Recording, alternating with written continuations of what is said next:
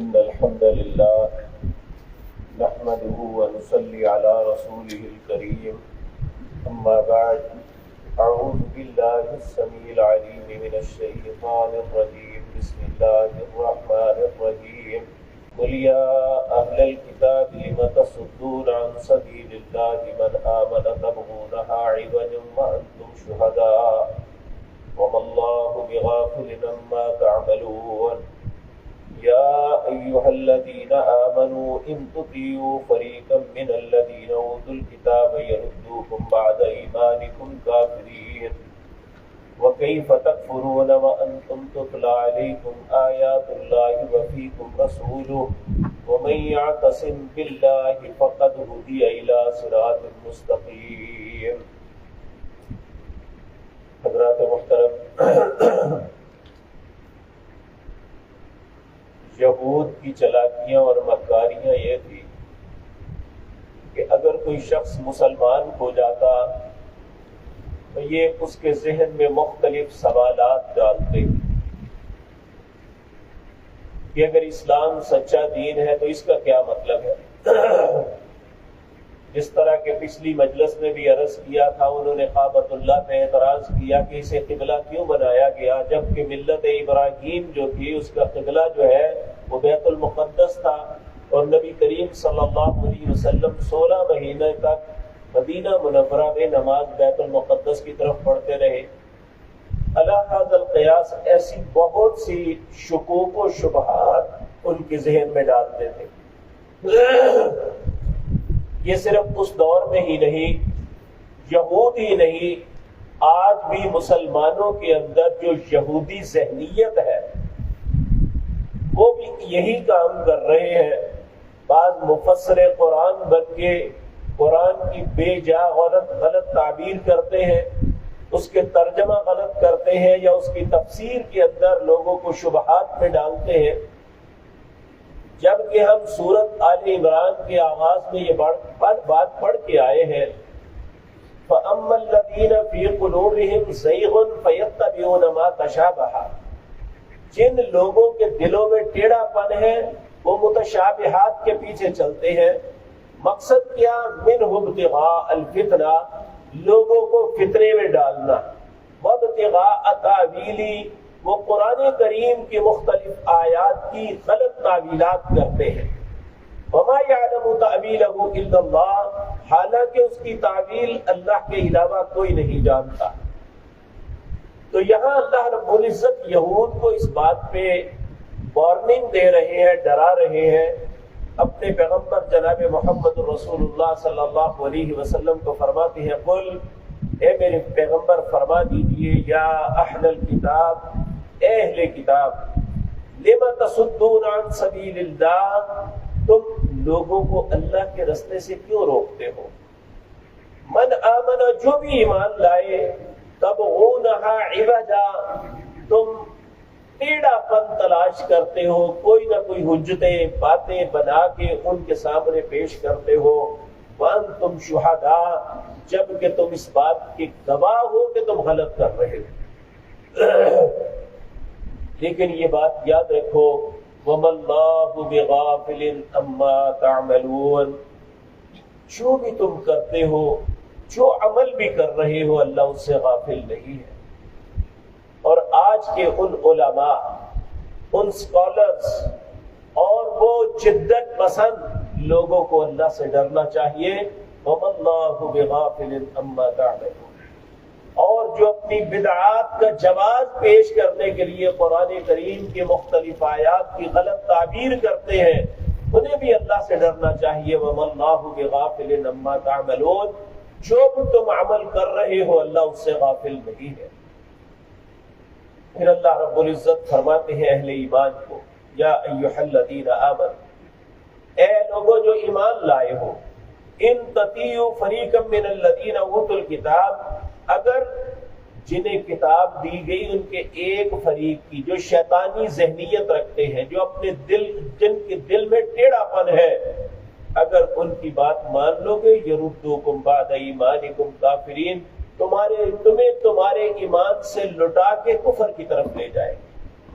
اور یقین جانیے آج بھی بے شمار لوگ اپنے آپ کو بڑا اسکالر بنا کے پیش کر رہے ہیں، لیکن حقیقتاً وہ لوگوں کے ذہنوں میں کنفیوژن ڈال رہے ہیں۔ کل ایک بات سن کے بہت دکھ ہوا، ہمارے اسکول، کالج اور یونیورسٹیوں میں کیا پڑھا رہے ہیں یہ بد نصیب لوگ کہ آج کے نوجوان یہ پوچھتے ہیں کہ اللہ نے ہمیں ہماری مرضی سے پیدا ہی نہیں کیا تو ہم اس کی عبادت کیوں کریں؟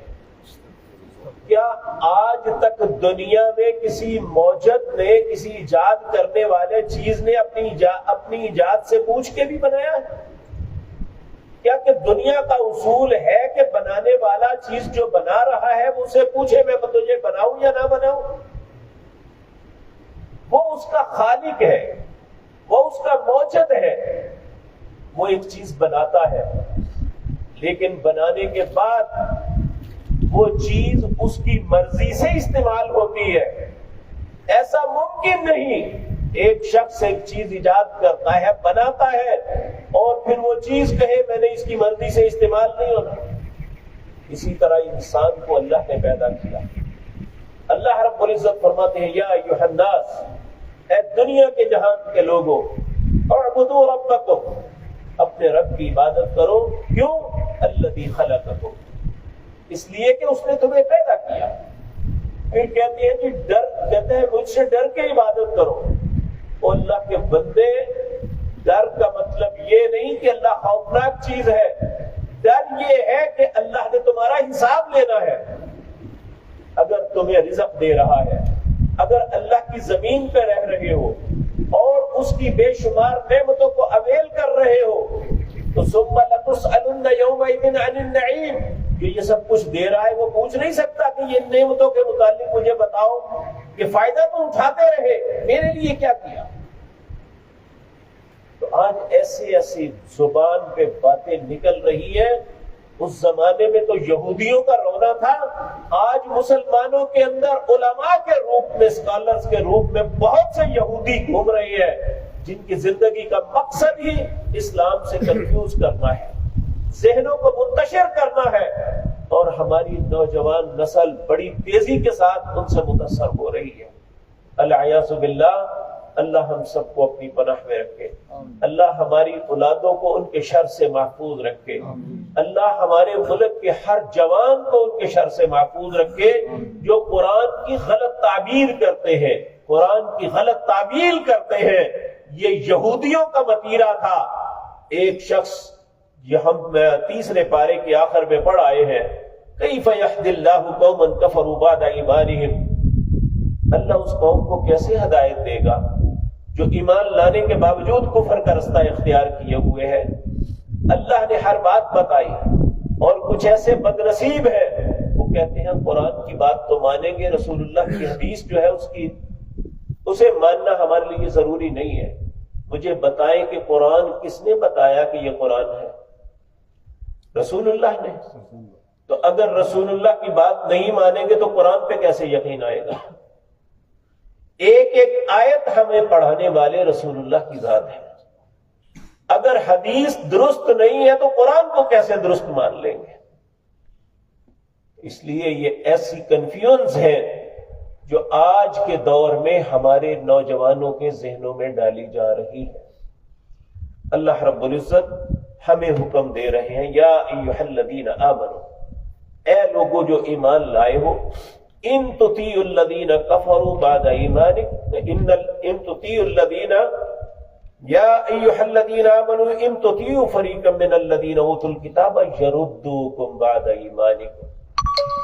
آج ہمارے نوجوانوں کو، مسلمانوں کو یہ چاہیے جو ہمیں اپنے دین کے متعلق ہی کنفیوز کرتے ہیں، ان کی بات کو سنیں ہی نہ، کیونکہ اگر ہم نے ان سے متاثر ہو گئے تو یردوکم بعد ایمانکم کافرین، تمہیں ایمان سے پلٹا کے کفر کی طرف لے جائیں گے۔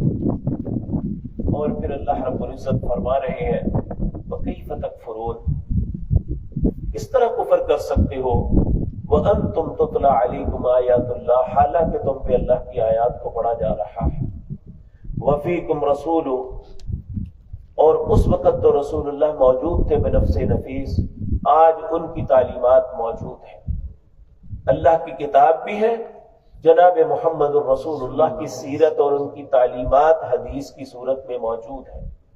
جب یہ سارا کچھ ہے تو وہ کیف تکفرون، کس طرح کفر کر سکتے؟ اس لیے کسی ایک بات سے متاثر ہو کے نہیں، اس کا ما قبل اور ما بعد ہمیں دیکھنا چاہیے کہ اللہ رب العزت کیا بات فرما رہے ہیں، اس سے پہلے کیا حکم فرما رہے ہیں، تو پھر اس بات کی آسانی سے سمجھ آ جاتی ہے۔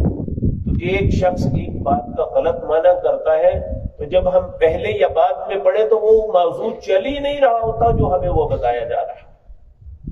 جس طرح کے بعض لوگ نماز کے متعلق بطور تمسخر کہتے ہیں کہ اللہ کہتے ہیں یا ایھا الذین آمنوا لا تقربوا الصلاۃ، اہل ایمان نماز کے قریب نہ جاؤ۔ بھئی آگے مرو، آگے پڑھو، وانتم سکارا، اس وقت جب لوگ نشہ کرنا جائز سمجھتے تھے، کہا جب نشے میں ہو تو تب نماز کے قریب نہ جاؤ۔ تو وہ اگلی بات جو ہے اسے حذف کر لے، پہلی بات کر کے لوگوں کو نماز سے روک دیا۔ تو یہ ہے یہودی ذہنیت، یہ ہے کمینگی جو کی جاتی ہے۔ تو اللہ فرماتے ہیں وَكَيْفَ تَكْفُرُونَ، کس طرح کفر کر سکتے ہو وَأَنْتُمْ تُتْلَىٰ عَلَيْكُمْ آیَاتُ اللَّهِ، جبکہ تم اللہ کی آیات کی تلاوت کرتے ہو، وَفِيكُمْ رَسُولُهُ، اور رسول اللہ صلی اللہ علیہ وسلم کی تعلیمات بھی تم میں موجود ہے۔ وَمَن يَعْتَصِم بِاللَّهِ، جو اللہ رب العزت کو، اس کے احکامات کو مضبوطی سے تھام لے گا، فقط ہدی الی صراط مستقیم، اس کی رہنمائی سیدھے رستے کی طرف ہو جائے گی۔ تو جو شخص ہدایت اور رہنمائی چاہتا ہے، اگر وہ صرف قرآن سے رہنمائی چاہے نہیں ملے گی۔ کیوں؟ اس لیے کہ قرآن کی تفاصیل اللہ نے رسول اللہ کو سکھائی۔ قرآن کو سمجھنے کے لیے ہمیں رسول اللہ صلی اللہ علیہ وسلم کی طرف رجوع کرنا ہوگا۔ آپ نے کس آیت کی کیا ہمیں تعبیر بتائی، اس کا معنی کیا بتایا، اسی معنی کو ہم لیں گے تو یہ قرآن کی تعبیر درست ہوگی۔ جو اپنی مرضی کرے گا وہ پھسل جائے گا۔ 1953 کے اندر پاکستان میں انٹرنیشنل قرآن کانفرنس ہوئی۔ یہ ہمارے شہر کے بہت بڑے پروفیسر ارشد حفظہ اللہ، اللہ انہیں صحت کاملہ اجلا عطا فرمائے، وہ اس بات کے عینی شاہد ہیں۔ یہاں پہ مختلف ممالک کے قرآن کے سکالر جتنے بھی تھے وہ آئے، اور اس وقت یہاں ایک شخص زندہ تھا جس کا نام غلام احمد پرویز تھا، جو حدیث کا سرے سے انکاری منکر تھا، اور یہ سمجھتا تھا کہ ہم اہل قرآن ہیں۔ اس نے اپنی تقریر کرتے ہوئے کہا کہ قرآن کو سمجھنا ہو تو لغت کے اعتبار سے سمجھنا چاہیے۔ تو ازہر یونیورسٹی کے وائس چانسلر تھے ڈاکٹر ابو زہرہ، وہ فوراً اپنی سیٹ سے اٹھے اور مائک اس سے لے کے کہنے لگے غلام احمد پرویز، اگر یہ بات تو میرے ملک میں کہتا نا مصر کے اندر کہ قرآن کو لغت کے اعتبار سے دیکھنا چاہیے تو میں تیرے قتل کا حکم دیتا، لوگوں کو کہتا اس بندے کو جتنی جلدی ہوتا ہے قتل کر دو، لیکن تو میرے ملک میں نہیں ہے۔ قرآن کو اس وقت تک کوئی شخص نہیں سمجھ سکتا جب تک وہ رسول اللہ صلی اللہ علیہ وسلم کے فرامین کی روشنی میں نہیں دیکھے گا۔ تو اللہ رب العزت ہمیں ایسے بدبخت اور بد نصیب لوگوں کے پروپیگنڈے سے محفوظ رکھے جو یہود کا کردار آج بھی امت مسلمہ کے اندر ادا کر رہے ہیں۔ اللہ رب العزت ہمارے ایمان کی، ہمارے دین کی حفاظت فرمائے اور ایسی خباثتوں سے ہمیں محفوظ رکھے۔ اقول قولی ھذا واستغفر اللہ۔